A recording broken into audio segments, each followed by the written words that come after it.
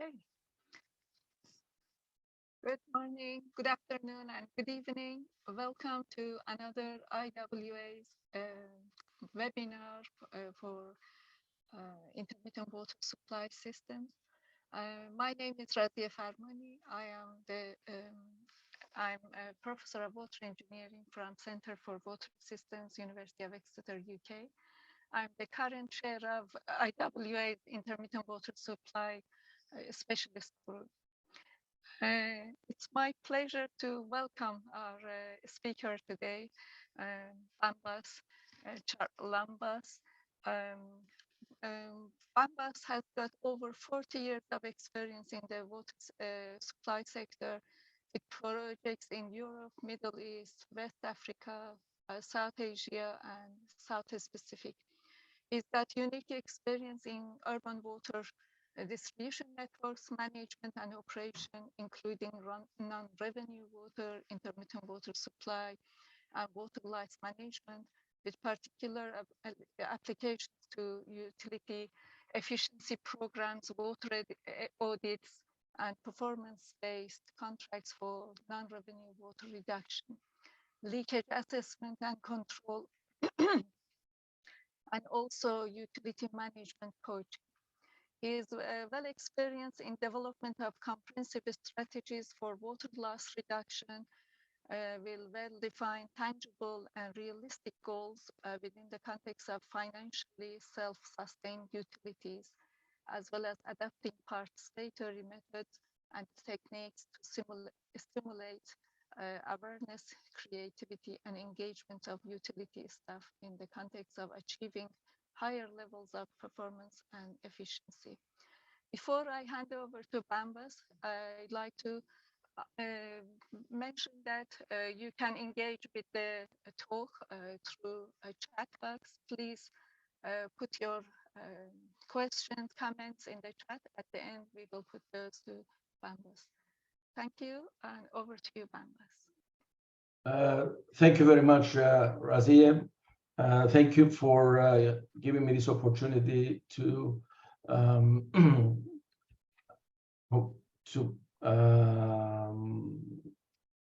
present my thoughts on the drain of intermittency and why I'm advocating that it's high time, for a change.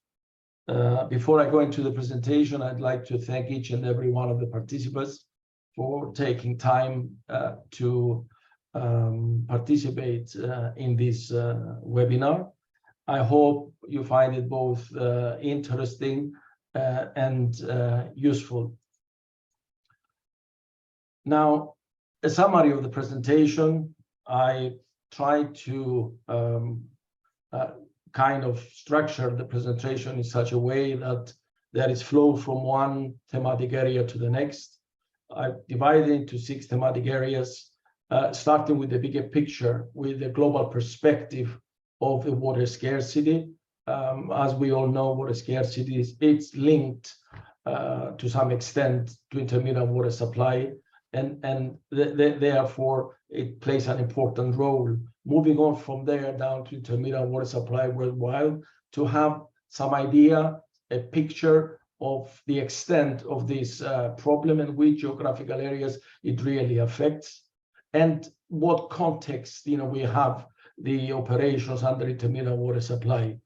Now, we have certainly barriers and challenges to intermittent water supply, and from my experience, I highlighted a few. I'm sure you'll be able to think of many others. A key aspect and a message given in this presentation is the transition to 24/7 supply, and we'll explain through the presentation why that is important and why we need to have this change, why we need to move forward. Immediate and focused preparations are extremely important and can start taking place before even the utility moves into the phase of transitioning. But let's start with the global picture, and it is a challenging future in terms of the water sector. The World Resources Institute carried out a study, and the summary of this is given in this particular picture. Now, this map shows the countries around the world. And in terms of the withdrawals, the ratio of withdrawals to supply, in other words, how much renewable sources we have in a country and how much of those renewable sources are withdrawing in order to put it into use. Now, obviously, the higher the ratio, the closest it is to 100%, that means, we don't have enough water. And the study concludes that 37 countries currently face extremely high levels of water stress. That means they are over 80% of abstraction of their renewable water resources. Extremely high number of countries that are facing this particular problem. And visually, we can see it on this map with the dark red color.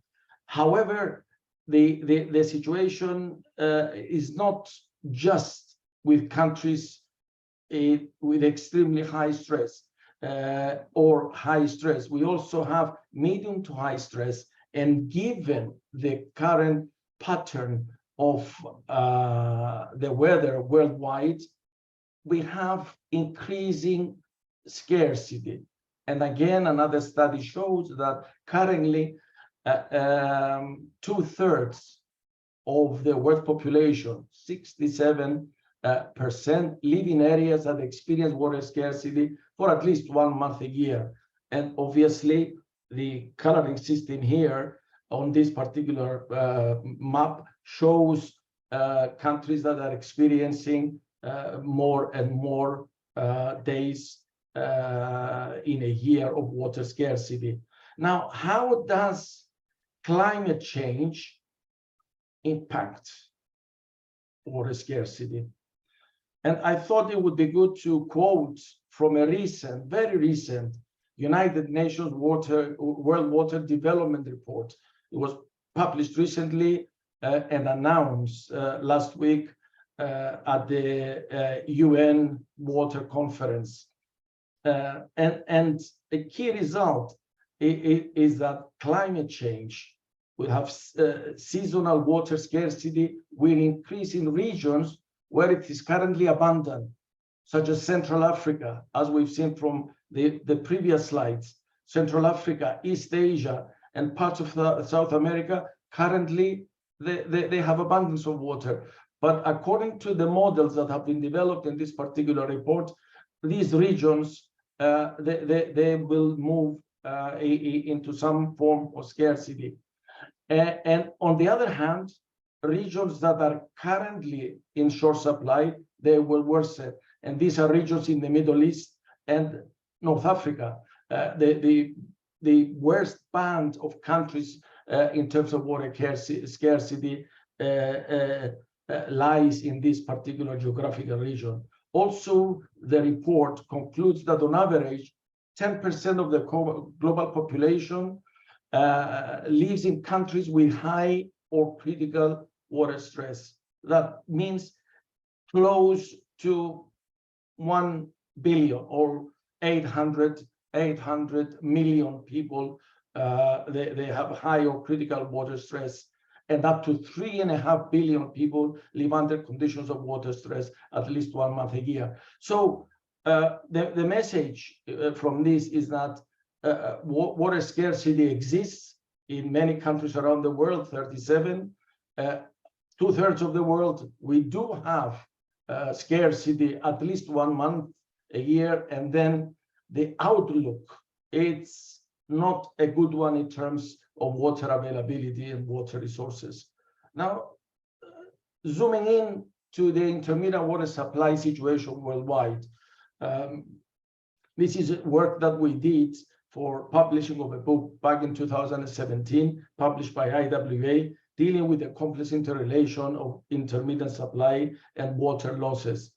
When this particular research was done, the world population about 7.3 billion, and it was concluded that approximately 1 million in high-income countries having piped water on premises, and this piped water supplied the service continuously, 24/7, all year round. However, population in low and middle income countries, the remaining population, did not have 100% of this population does not have piped water on premises. 50% of this population have this service, piped water on premises. And from this 3.2 billion, approximately 1.3, just to put the problem in context, have intermittent water supply. And we have seen that this particular problem is mainly faced in three large geographical areas: Africa, Middle East, South Asia, East Asia, the Pacific, and Latin America and the Caribbean.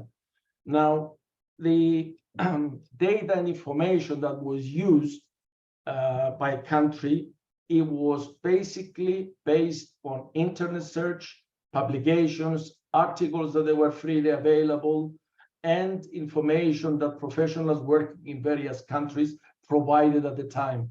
It doesn't necessarily mean that the countries that on these maps are shown as having continuous supply 24/7. It doesn't mean that some systems are not under intermittent water supply.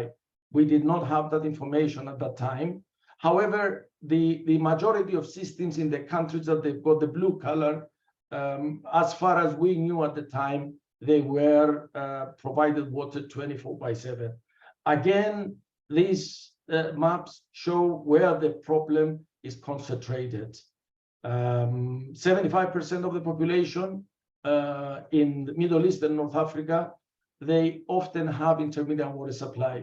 The remaining of Africa, 30% of the urban water supplies operate intermittently. These are broad numbers to provide an indication of the extent of the problem. Similarly, in South Asia, East Asia, and the Pacific, 50% of the systems operate intermittently. In particular, if we refer to South Asia, there the situation is even worse. Systems are operating intermittently, and to some extent, it was taught as being standard practice. However, from my knowledge, recent years in India and the region, a lot of utilities, or at least several utilities, are moving towards transitioning, and there are good examples of successful examples of systems being transitioned to 24/7. Central America, Caribbean, and some parts of South America are having problems with intermittency. I would think, and I can make a broad statement regarding the Caribbean, most of the islands suffer from intermittent water supply. So it's a major issue also in that particular region. Now, the definition, so that we are all on the same page. Intermittent water supply, as we refer to it, is when piped water service is not supplied continuously, and the systems are not pressurized 24 hours per day, every day, 365 days a year. So that is the definition that we use for intermittent water supply systems. Now, the frequency of intermittency, it varies. And I have three main categories showing on this slide: regular, seasonal, occasional. Most of the systems have regular rationing. And the rationing schedule, some utilities, they do announce it, so the public knows when they will get water. Others, they are not so consistent. Occasionally they announce, which is a bigger problem if the public doesn't know exactly when they will get water. The frequency of rationing, it varies as to how much water the utilities can distribute and where that water can be distributed in which areas. So I have come across a few hours per day maybe a couple of days per week. But I also have I've come across extreme situations, meaning 1 day or 2 days per fortnight in some particular areas in the Middle East. Seasonal now intermittency, that has to do with increase in demand in specific time of the year. For instance, tourist resorts, especially hot weather spells, etc. These kind of events, they put an additional stress on the water supply, and sometimes may lead to some form of rationing. Occasional, that relates to the availability based on the weather situation. Water sources may have reduced yield. Sometimes the quality may deteriorate and not enough water is available, or the other situation could be prolonged drought spells. And back in the 2000s, when I was head of the technical services of a water utility in my hometown in Limassol, Cyprus, we had this. We had basically run out of water because of an extended drought period, and we did not have alternative sources. Therefore, this can happen. What does one do? Well, one needs to plan ahead and try to avoid these kind of situations. Now, major causes of IWS. I've noted a few here. I'm sure you can think of a number of others, but these, I believe, are the main causes of intermittent water supply. Imbalance between supply and demand is normally one of the main issues. We are utilities are required to provide more water as more customers join the network or the network is extended. But however, water resources are limited or may be limited, and therefore this gap between supply and demand widens. And when it does, and as a result, the utility ends up in supplying water intermittently, coupled with aging infrastructure. And let's face it, the water supply infrastructure in many countries is aging. It's been constructed many years ago, and really this aging infrastructure is giving us high frequency of failures, of mains, of breaks, of leaks. And given in a number of cases the poor management of systems, and poor management of systems leads to high leakage. Many leaks are not repaired in time, and if they are repaired, poor workmanship, poor materials result in the same leaks recurring. So poor operation and maintenance practices, governance issues lead to some of the precious quantities of water that we have to be lost through the system. And some, I can quantify that in some cases, it's half of the volume of water that is put into the network, which is a substantial amount. Source scarcity, of course, it's another major problem. And as we've seen at the very beginning, couple that with climate change, that could pose a serious threat in the future. So we need to plan for that. We need to plan ahead and make sure that we manage well our water resources, not only on the supply side, but also on the consumption side. We also need to see how best to educate our customers in order to use less water. I have come across a number of situations where I was told that power disruptions, power supply cuts due to fuel shortages were a cause of intermittency. In other words, the utility could not operate its installations in order to be able to provide the needed water. But I would think that this could be specific to certain situations and not be a general cause of IWS. Now, who is affected the most? I thought, this is important as it creates a problem in the social fabric of societies. I do believe that it creates a gender problem. And most affected are girls and women. Mostly they stay at home in such situations, and they have to care for this. They have to be there in order to make sure that the family will have some water when the water supply is turned on. So given the social structure, obviously some people can afford to have installations, as you can see on the picture in the bottom right.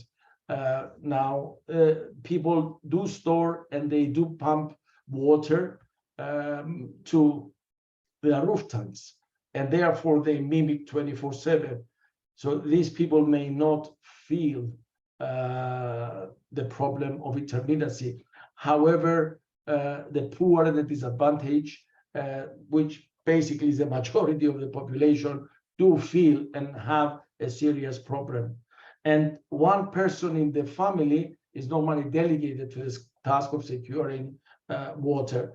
It disrupts their daily life and their daily schedule of activities. And definitely it's not a just way of managing water. In many cases, and there are studies that this has been proven, intermittent water supply does affect health. Waterborne diseases are present in the water supply or in the containers which are being used at the homes to store water. So problems with health do arise. And here is what I refer to as the drain of intermittency, the downward spiral. This is what happens when we have all these conditions coming together, with the conditions that I've explained and the causes I've explained in earlier slides. We end up in this spiral, and it's extremely difficult to get back up to the top and rise again. So this downward spiral, the drain of intermittency, it doesn't only drain the utility technically, operationally, but also financially. And the utility ends up not providing what it's supposed to do, level of service to its customers, a sufficient quantity in good quality at a reasonable price. And of course, the customers, they end up, the public ends up coming up with all sorts of solutions in order to solve their problems. Some of these solutions may be quick, some of these may be on a grand scale. However, the people will tend to move forward and find the solutions, and therefore their role and the particular service that the utility should provide is not there. Now, this drain of intermittency, it leads to what I call the system is out of control. The utility has no longer the control of the system, and it's just whatever volumes of water go into the system, some of it ends up with some consumers, the rest is lost somehow. So system out of control. Coming back to the second half of the title of the presentation, time for change. Now, this year's World Water Day theme is accelerating change to solve the water and sanitation crisis. I think it's extremely important. It's well recognized by the nations of the world that we need to accelerate, we need to move forward, not only in terms of intermittent water supply, which is our subject at the moment, but in all aspects of water management. Now, the Sustainable Development Goal, Target 6.1, drinking water, in 2017, I believe, there was this statement that by 2030, to achieve universal and equitable access to safe and affordable drinking water for all. This is great. This is what we want. This is the ultimate goal.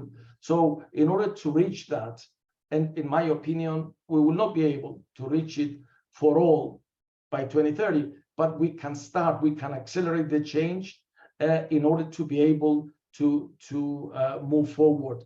And again, the same study that I quoted earlier, the UN report, which was launched 21st of March last week, just before the start of the UN Water Conference. Again, there it was stipulated that 26% of the world's population does not have access to safe drinking water. A quarter of the population of this planet does not have. And I believe IWS is a major cause of that. And I also believe, and it's a message that I'm putting across to you, that IWS is not a long-term sustainable solution. So this is why it is time to change. And within this particular framework, I will mention some of the barriers that I have come across over the years in my work, in a number of utilities. Why utilities are reluctant? What are the barriers that are put up? Whether true or not, they're still there, and we need to overcome these barriers. Of course, source limitations is one major barrier. However, the issue is that we need to actually prove that the source limitation and not poor operational and maintenance management. So there is a fine line between the two, and one needs to identify that. However, I also come across reluctant to change. We are, as human beings, we are okay as we are. So why change? And this is something, again, that it stops many utilities to move forward, coupled with poor or non-existent planning and insufficient funding and policy decisions. Funding is a crucial part of any change.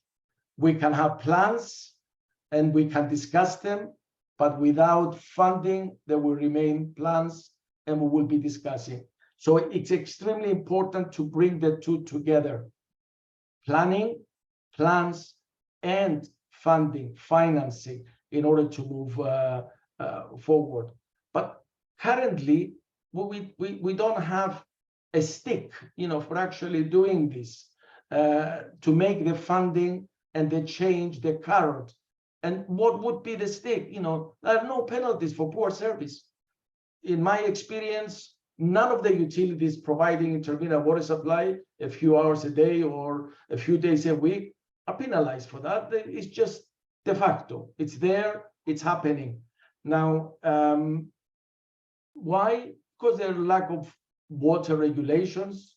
There are no top-down initiative, no government policies, no ministerial policies in order to move forward. And of course, there is poor bottom-up pressure. People tend to accept some situations without actually providing strong opposition, to what is happening.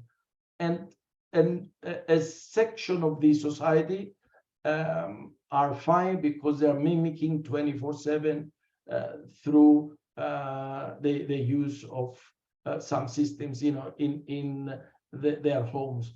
So we need to move forward and make people aware, and make governments, regulators, utilities aware that this is not what we should have as human beings. We should have a better service.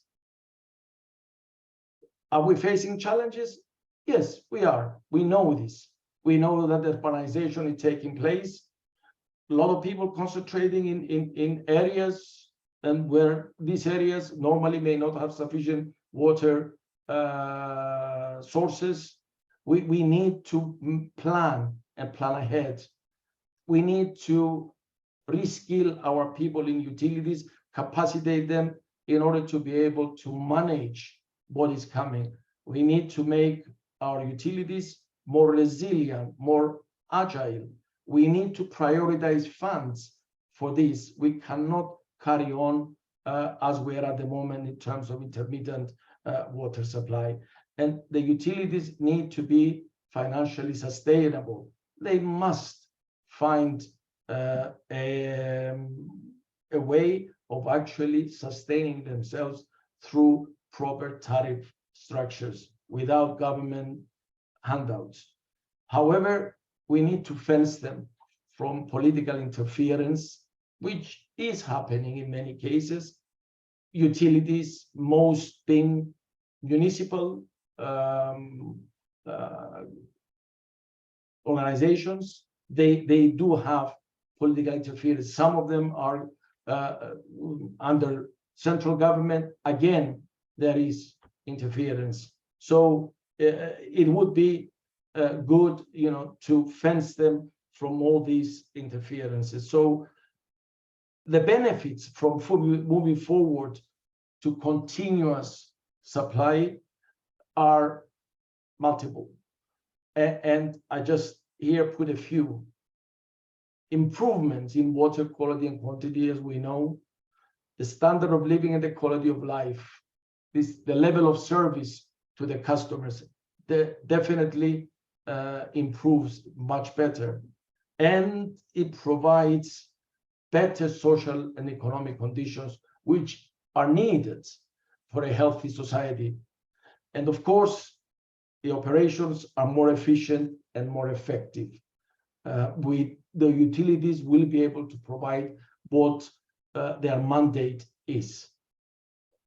The result, customer satisfaction, social justice. Everyone gets the water that they need for their daily lives, not just a few. So by reducing, in my opinion, water losses, in other words, managing our networks much better and extending the life of our assets, we can have sustainable utility operations and be able to provide that level of service. It doesn't necessarily mean that we need additional water resources in all cases.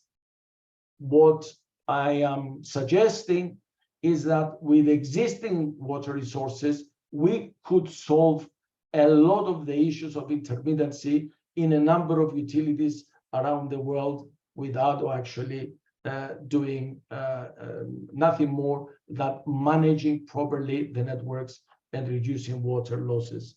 So having reached this point of moving forward, I'm going to outline a concept which I believe it's viable for transitioning from intermittent supply to 24/7. But it doesn't mean that we could go straight into this. We need to plan. We must have a plan. Now, when we have a plan, we can think of the problems and the barriers that we have. We can plan for that. And usually we feel that will smooth everything out. But we shouldn't be thinking that this road will be a straight line, a slightly uphill. It will be more or less like this. In reality, we have our ups and downs. We have our gaps. We need to bridge these gaps. We have the mountains that we need to climb, which are the barriers, the problems. But ultimately, we'll have a goal. And if we are working towards that goal and we have a plan which is flexible, we can adjust it, and we could reach that particular goal. Now, again, we can start. We don't have to wait until everything is ready and then we say, now we move forward, because it may take some time. So the recommendation, the suggestion is to improve the conditions. And how do we improve the conditions? Let's eliminate some things. Let's eliminate the pipe refill time. No need to empty, the trunk main system all the time, because what usually happens, we go for the easiest solution. The easiest solution is either close the valve at the inlet or outlet of a reservoir, or maybe close the valve at the source, at the treatment plant.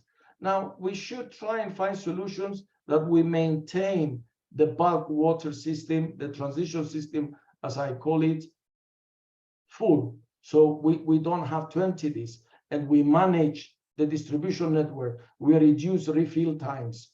So we reduce infrastructure damage, and we reduce operational costs. So that's one step that can be taken and improve the network. Now, the concept for transition is broader than that, however, and it is in three major stages: assessment, execution, and sustainability. So these are the three main stages of a concept for transitioning. Important to start with is the assessment. We need to evaluate the current situation, analyze it, identify potential transitions. Now, the network is made up of the transition, the bulk water supply system, and the distribution system, one step at a time, at the stage, phased approach. And of course, to maintain what we have achieved, we've got to set up sustainability systems where the system is sustained and the gains in the efficiencies that we have achieved are maintained. So very briefly, each one of these stages, pre-transition, before we do anything, we need to assess, we need to evaluate the current situation and the prevailing conditions and how best to do this. So some prerequisites: availability of source water, a robust transmission main system. We need to have the water available at all times for managing the distribution system. Phased continuous supply. In other words, we can be phasing our continuous supply into the system and improving each area. We set up a smaller areas, the DMAs, and we manage those NRW activities to have them in place, to know beforehand how many breaks we have, mains, service connections, etc. Enabling environment. Everyone needs to be on board. Top-down commitment, bottom-up, working towards that goal, and also bring together and inform the public that will be the final recipients of the work that will be done, leading to continuous supply. And we need to have accurate data, or as accurate as possible, and validated data, flows, pressures, reasonable network maps, in order to be able to start the transition phase. Stage one, we call that take control of the bulk transmission system. As we said, robust transmission system. So we know that the water will be available for the network and we will not have any issues and problems. In order to do that, we need to set up measurements: daily flows, reservoir levels, pressures, deviations, alarms. So we must have a monitoring system in place, and we also must have a transmission system operation and maintenance that will keep this system going by monitoring and by actually managing it, operating it, and maintaining it. Once we have this system under control, then we need to provide answers to certain questions. And these questions are the following. How much is the present daily volume of physical losses? We need to know how much water we are losing. How much is the water demand under 24/7? How much water do we need to put in?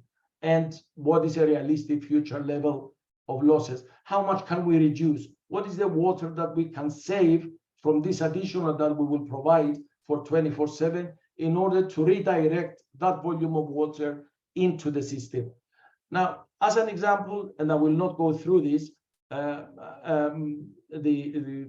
this shows this example that we need to normalize everything, and by normalizing, meaning bringing up to continuous supply by 24/7 supply. So a system which provides water 4 hours per day and is losing physically 300 liters per connection per day, service connection per day. If we normalize it, bring it up to 24/7, it would lose 1,800. So that means additional 1,500 liters per service connection per day we have to put into the system initially in order to be able to have 24/7 and then gradually bring it down. Can it be done? Yes, it can be done.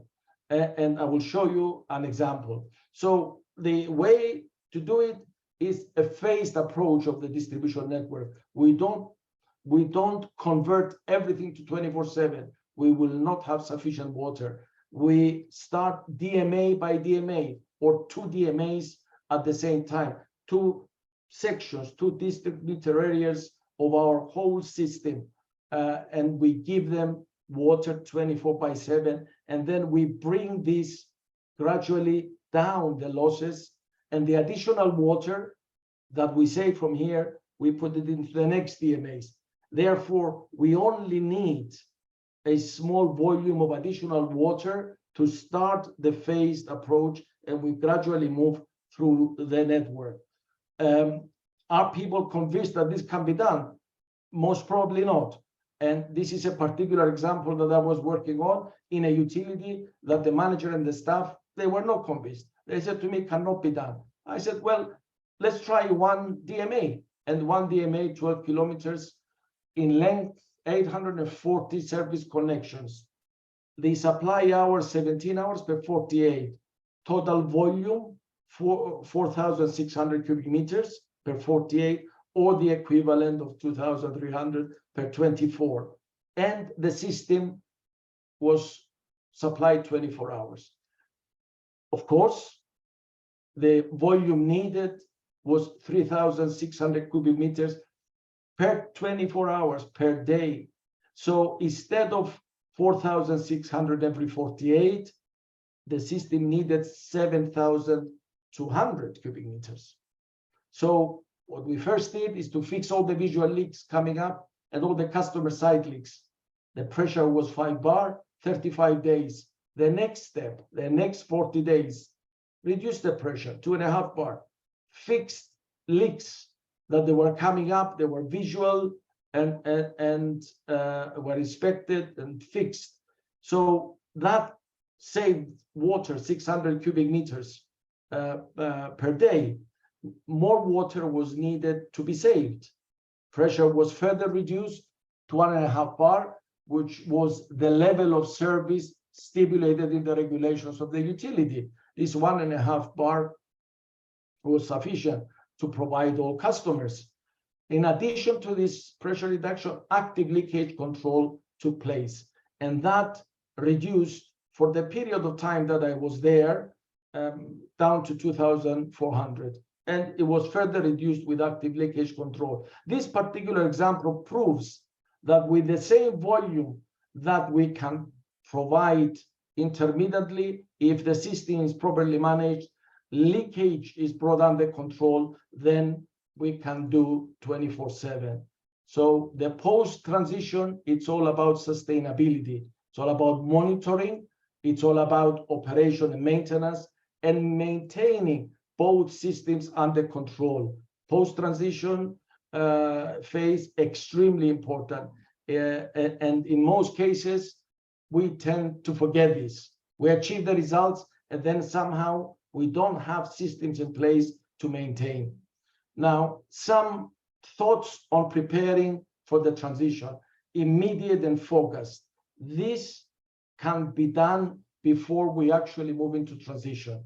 We need to have information, sufficient information, so that we could have the focus action.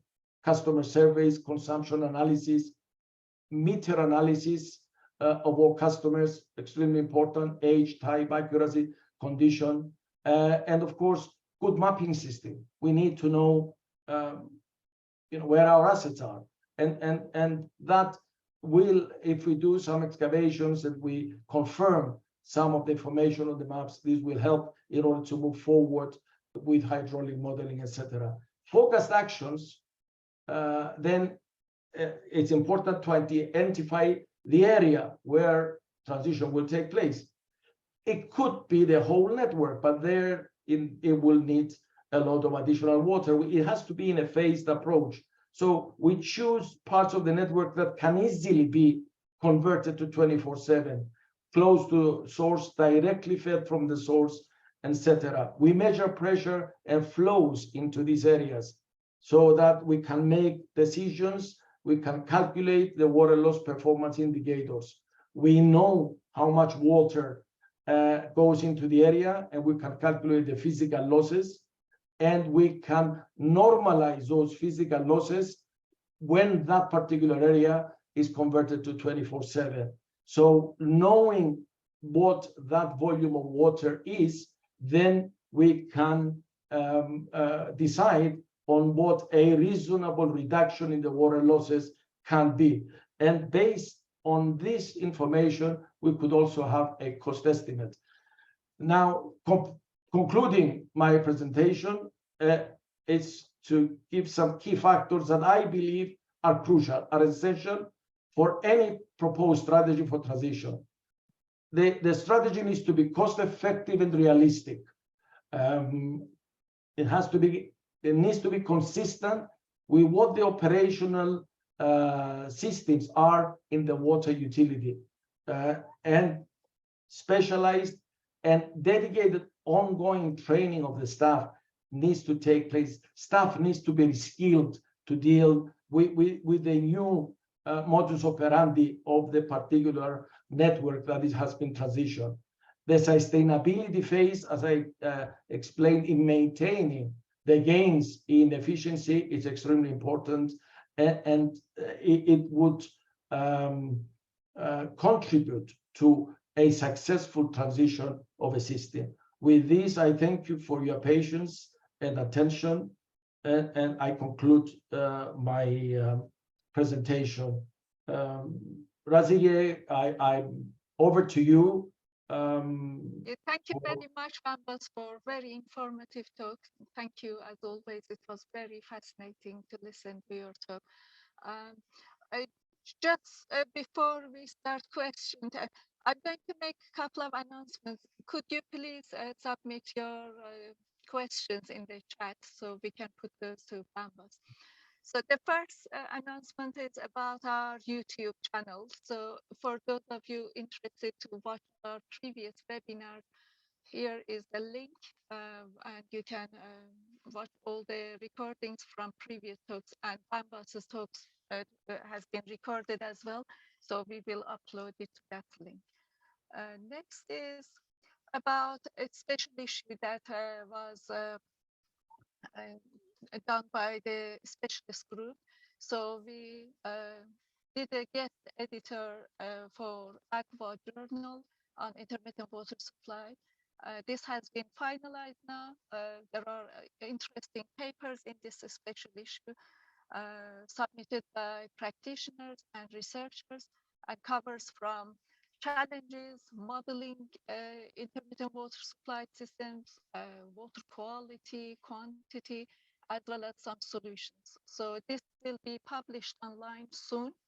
All the accepted papers are already online, but they will put a virtual special issue of these papers online soon. so you can have access to these. And also, next month we are going to have another webinar by this will be delivered by Dr. Isabel Solar from Sheffield University, and the focus of this talk is on water quality in intermittent water supply systems. So please join us again next month. Last Wednesday of each month, we are going to have a webinar at the same time. So if you would like to present at our future webinars, please contact myself or Joe, and we could schedule your talk for future time slots. Thank you very much. So currently there are no questions in the chat box, so I'll ask one question until participants put their questions to Bambos. A lot of innovation is happening in water sector, new technologies coming to market. Do you see potential for these to be used in intermittent water supply systems, considering some past success and failures of using latest technologies in intermittent water supply systems? Definitely, I think technology and innovation it's extremely important, and I have lived through an era that really technology has taken off in terms of the water supply systems, and we have now the opportunity to use equipment to record several measurements, and the data that is produced from all these loggings, then they can be analyzed, and based on that analysis we could take actions. So I believe that technology and innovation provides us with an excellent tool in making informed decisions, which we didn't have many years ago. However, the technology and information should go hand in hand, in my opinion, with proper practices, within the utility, capacitating the staff, maybe reskilling the staff, and providing the utility with the means of actually managing the new way of doing things. As I mentioned in my presentation, data and availability of data and correct data, it's extremely important. Without data, we are not able to make any decisions. Therefore, I'm a great advocate of the use of appropriate technology, in our industry, in order to be able to advance. Utilities are under intermittent water supply to a much better supply regime, and ultimately leading to continuous water supply. Definitely, through the process, technology helps, but ultimately technology also gives us the tools of maintaining those systems in good operational order, by being able to make informed decisions in good time and respond to critical situations. Great, thank you. You already touched on capacity building. Andrew is asking, do you have any recommendation for capacity building of staff and their skills? Well, in my opinion, it is important to reskill staff, and this is what I found that is not happening in a number of utilities, and this is one barrier.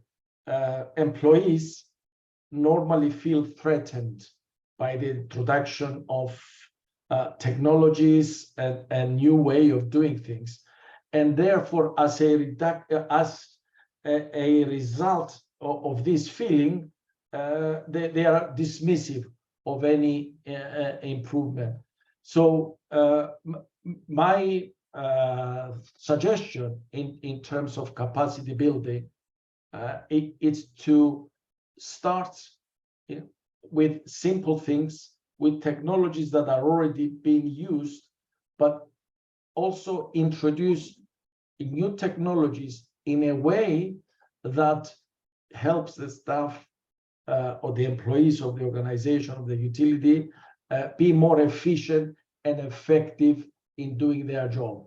Now, in my opinion, the capacity and the reskilling of the staff is to being able to take them through the denial stage, which is the first stage they don't really want to do, they don't feel comfortable. So whoever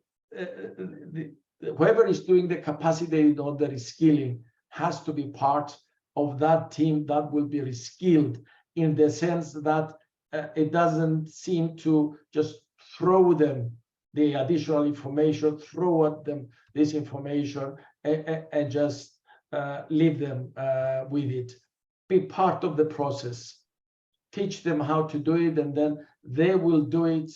And that is being that the result of them doing it, it will be checked. So I am more inclined to follow the coaching approach rather than actually the so-called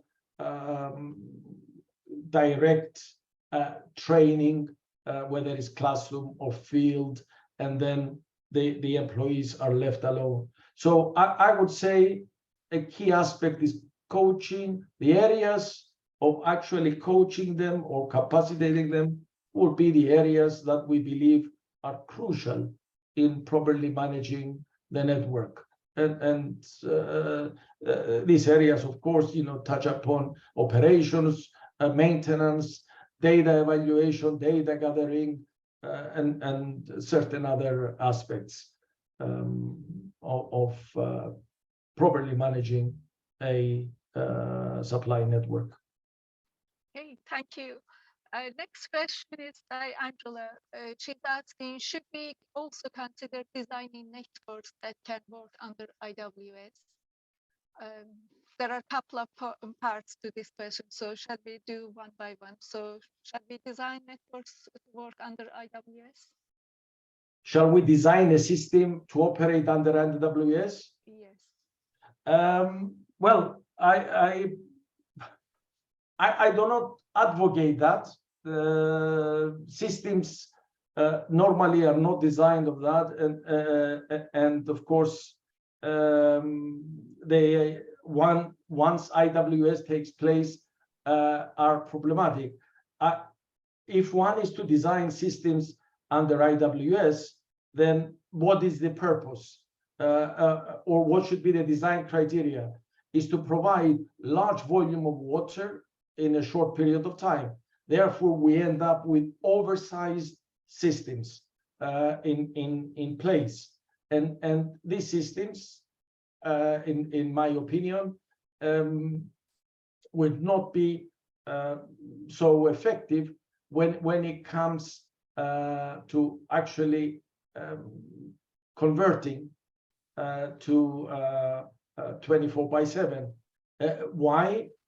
I believe that oversized systems may not be needed, and their maintenance could be costly if we are to move to 24/7. So in my opinion, we need to design systems for continuous supply, 24/7 supply, and properly dimension the network and provide a cost-effective solution. Now, I'm saying and I'm making this statement, providing that, of course, there are sufficient quantities of water to be able to supply into the system and manage the system properly. Now, in situations where I don't have sufficient, there is water scarcity, is it viable to design a system that it will work intermittently a few hours a day or a few hours a week and have it oversized, I would think financially may not be viable. I would always advocate that we look for the optimum solution, and by optimum meaning cost to sizing. So that would give us I would say a reasonable approach towards solving the problem. I'm not so sure, if that's what was the answer to thank you. question. Yeah, you covered both point of views. Thank you. We've got few questions, so we can go quickly through all of them. Should we consider pollution as another factor that creates or enhances the impact of IWS? And will the DMAs create further inequalities?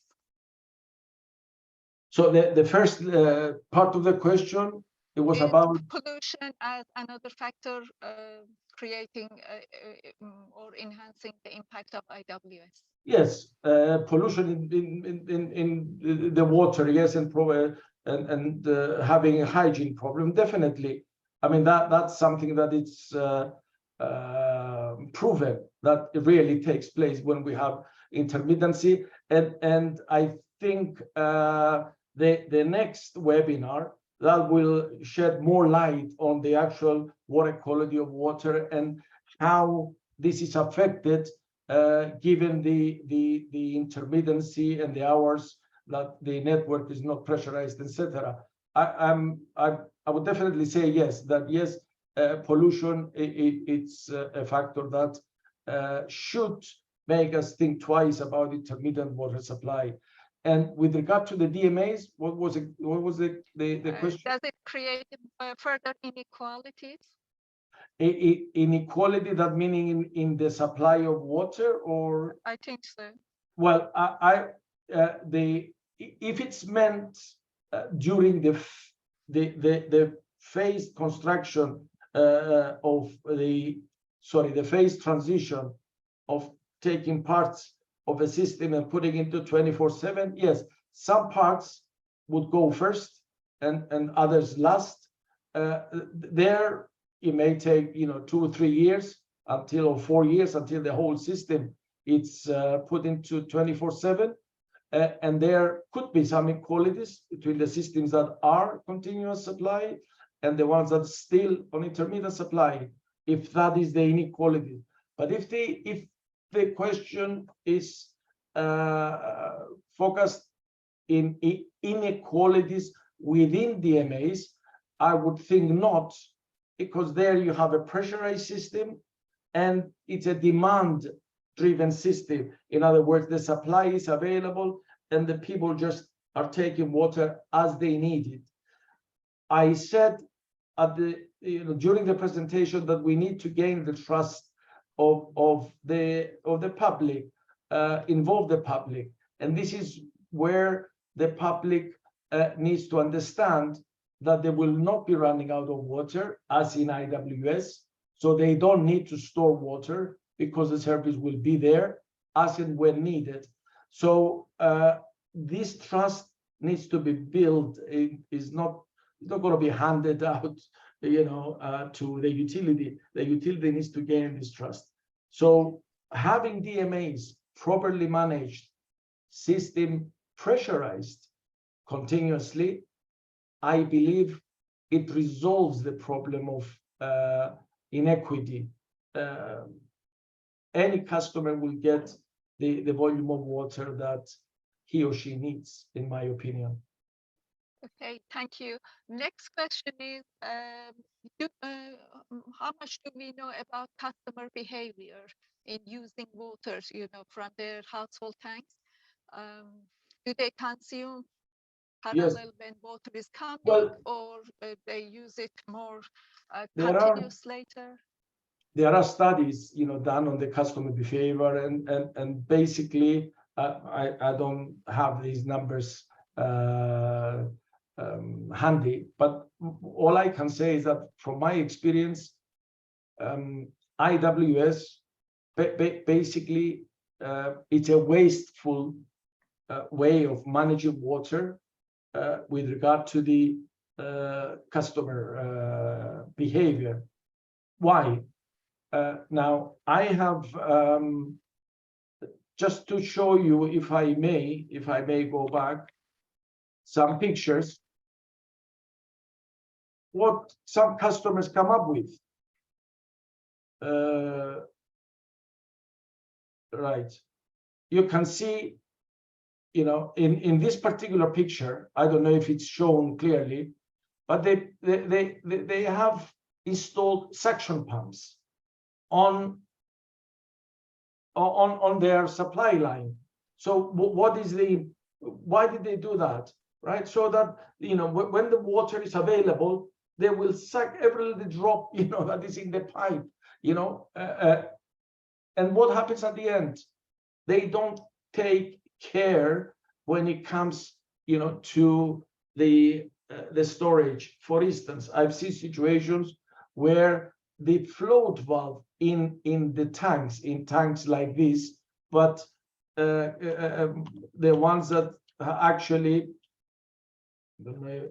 I have a picture somewhere. The ones that they are in the yard, in the ground tanks, they remove the float valves simply to get more water and to get water first. Now, by removing the float valve, it means that when the tank is full, it will definitely overflow, and that is water wasted. Now, customers don't really care about that, and they just want to get water. So the aim is to get water first and as much as possible, so I don't run out, and maybe I don't have to buy some water from private vendors. So I think it's a wasteful way of doing it. Other customers, their habits are basically, you know, I save some water. Now, the next time water comes around, what I have saved and it remains, I will throw it out because I need to get fresh water. So this is usually, you know, what happens. So it is a wasteful way of doing it. There has, in fact, there is a study which was done in India, 3 large supply zones in 3 different cities in the state of Karnataka in India. These large zones, they went on to 24/7 system, properly managed, etc. And in fact, they measured the input volume into these 3 large zones, as I said, 3 separate cities, compared to the input volume in the rest of the network. And it was found that the input volume in the rest of the network that was managed intermittently, compared to the ones under continuous supply, managing the losses, metering all customers, that those systems in the pilot zones used about half the input volume of the systems that they were under IWS. So it's in IWS we have more wastage, and also we have greater losses, higher losses from the network. Yes, so second part of question is, how important is it to consider these in our modeling or decision-making processes, you know, different types of behaviors? Modeling of the network? System. Yeah, for decision-making purposes. Yeah. Compared to comparing the behavior of the customer? No, taking into consideration their behavior, you know, uncertainty in their behavior. It is important. I mean, modeling it's always important. It is used in the design of DMAs, and definitely there are models. I'm not a model expert, but I read about, you know, a number of I read about it in a number of publications, modeling intermittent water supply. But I would respond to the question with regard to the importance of modeling the behavior. I believe the importance would be in actually properly designing DMAs under continuous supply. I think that is the important aspect for me, and how the customer demand will affect the DMA's hydraulic behavior and capacity. So I would think yes, both the demand patterns as well as modeling those patterns are extremely important. Thank you. Next question is about how can water utilities address the challenge of lack of management support due to political appointments and instead cultivate a culture of professional expertise? This is to do, if I understood the question correctly, how can utilities address the financial? Razia, could you just give me the... I think second part of question probably helps. How can motivate utility staff effectively work with leadership to implement necessary actions and drive positive change in their organization if there is no political, will to do those things? Yeah, I think political interference, it can cut both ways, in the sense that if the governing body, which normally it's made up of politicians, are to move forward and appoint senior management staff that are actually competent and can do the work, I think that is a positive way. The negative aspect is when that interference comes in actually making decisions which do not rely on technical data or analysis in order to move forward the utility. Mainly, I believe political interference so far, it can be in different forms and shapes. I'll give you, for instance, we need additional volumes of water to supply a water system. We have a non-revenue water, and I will give you in percentages so that I can make my example sort of more clear. I'm losing 50% of the volume of water that I put into the system. Now, I would say that with proper management of that system, I can save half of it, which is sufficient to provide additional volume of water. Of course, it requires certain efforts and investments, etc. Another way of doing it, right, is to build a new treatment plant. So there are decisions, and I have seen them, in a number of utilities, that the political decision is to go for the treatment plant.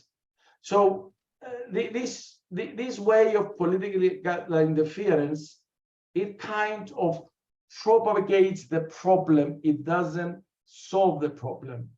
Now, if you have strong management in place that they are not so politically dependent, they will say, no, I think the best way forward is to manage our system, take control, reduce our losses, use the additional water that we will save, extend the asset the life of our assets, right? And at some point in the future, if we need more water, then we can think of a treatment plant.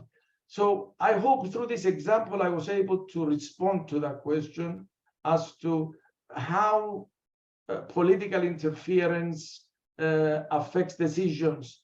Now, how to minimize that? I believe through legislation and regulation, somehow, the governing bodies, etc., of these organizations of water utilities, perhaps could be a little bit more independent and more distant from the politics. But currently, most utilities are owned by municipalities or by governments, and I don't see, how this, could be resolved, in the near future. But it will happen. Okay, thank you. So we have already passed the duration of the webinar. So I'm going to only raise few more questions before we close this session. So the next question is, in extreme case of water scarcity, is it okay to run the system as an intermittent, and how to do it, and what will be the consequence of that? In case of extreme scarcity. Yeah, if suddenly there is a drought and you have to convert your system to intermittent for some time, how to do it, Well, and what will be the consequence? Well, in fact, I experienced personally this, when I was technical manager at the water board in my hometown, and we did manage the system intermittently. The result, it was that we had additional breaks in the network, and there are many problems that we go with intermittency. Now, the solution in our case was to add additional sources, not conventional sources, to our water balance in order to be able to have continuous supply. So we, in the case of Cyprus, my home country, we have ended up, with having additional non-conventional sources, in fact, desalination.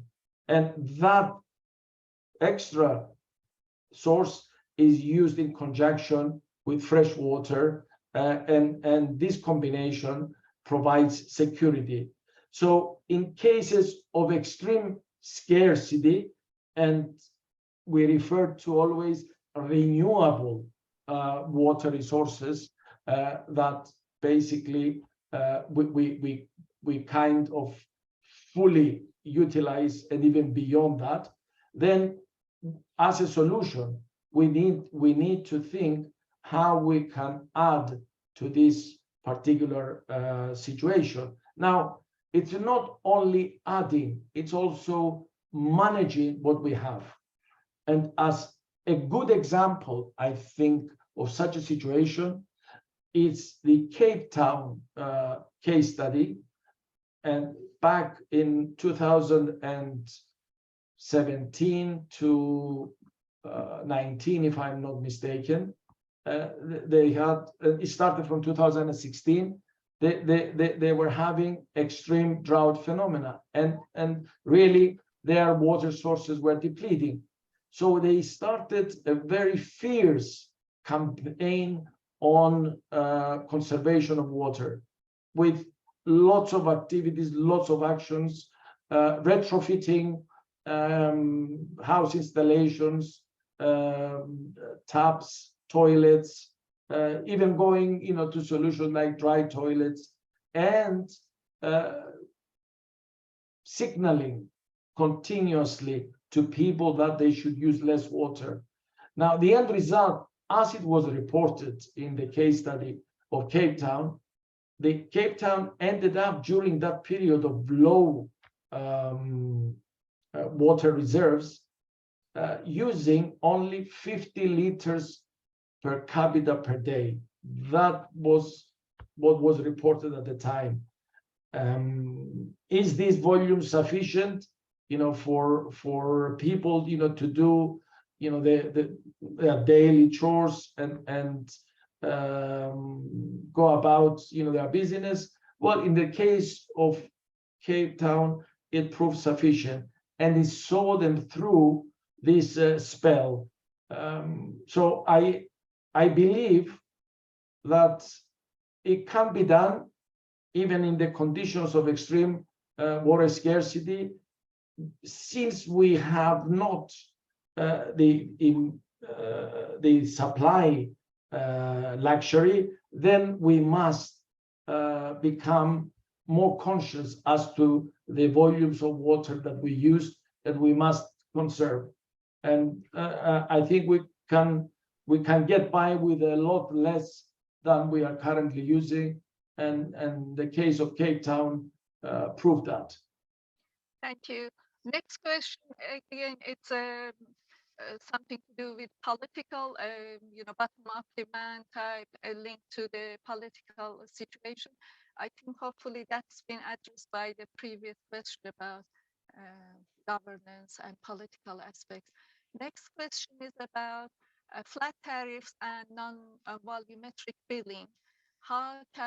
What impact that can have on the transition to 24/7? Well, tariffs are always important, and I think block tariffs are a good way forward, and it's a conservation measure, if you like, and of course it does work in a number of places. I'm not a great believer in flat tariffs because there could be wastage, and people are not mindful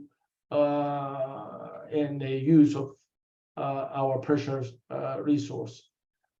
Now, I'm also a great believer that the tariffs must be reasonable.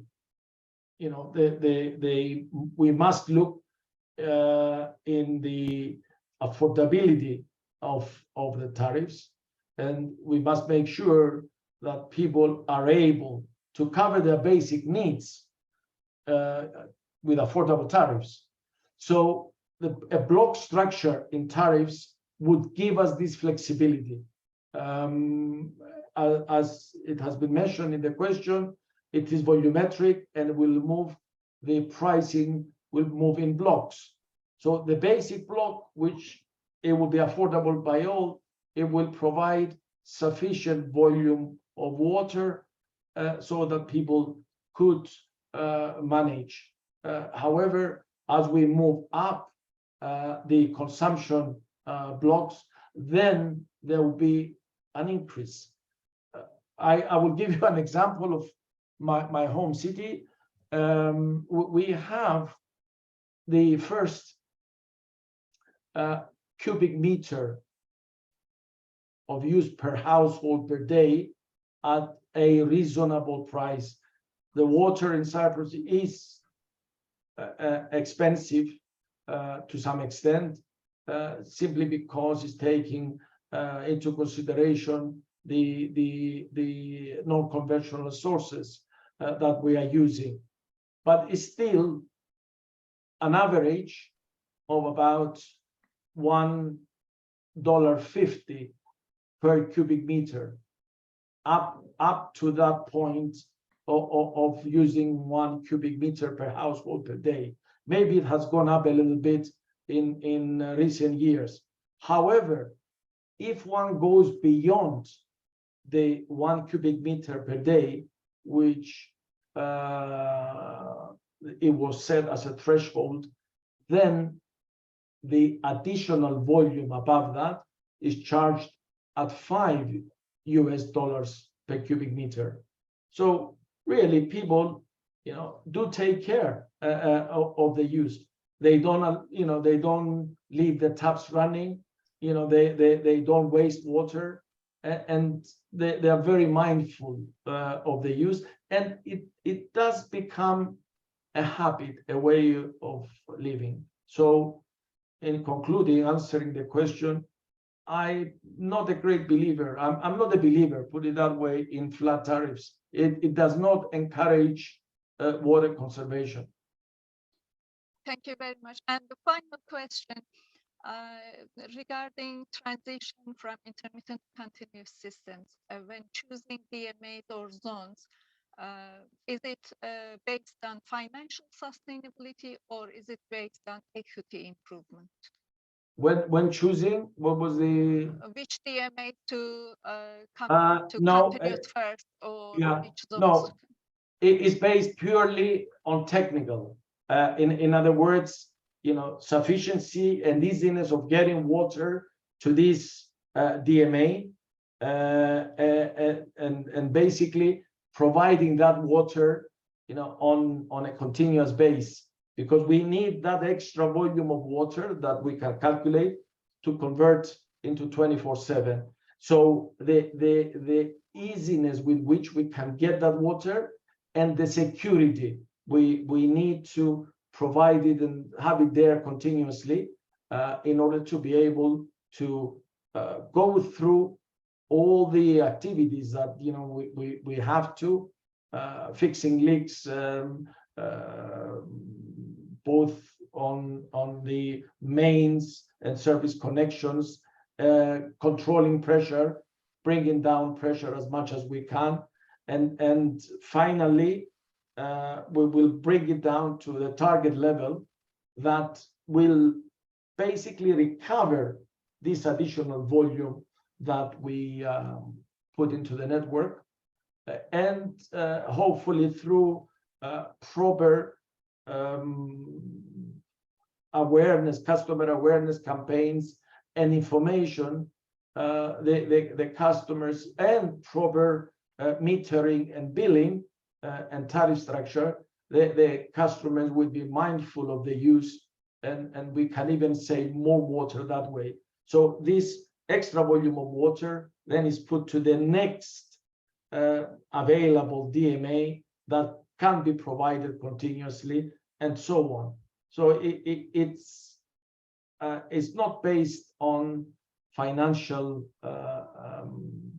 considerations. It's technical mainly. Okay, thank you very much, Bambos, for your talk and answering all the questions. Thank you for our participants engaging with this talk very well. We look forward to seeing you all on 26th of April at our next webinar. And please, if you have any, if you would like to give a talk at our webinars, please keep in touch and let us know so we can schedule your talk as well. Thank you very much and have a nice day. Bye. Thank you, everyone. Have a nice day and thank you for participating. Thanks. Thank you. Bye. Bye.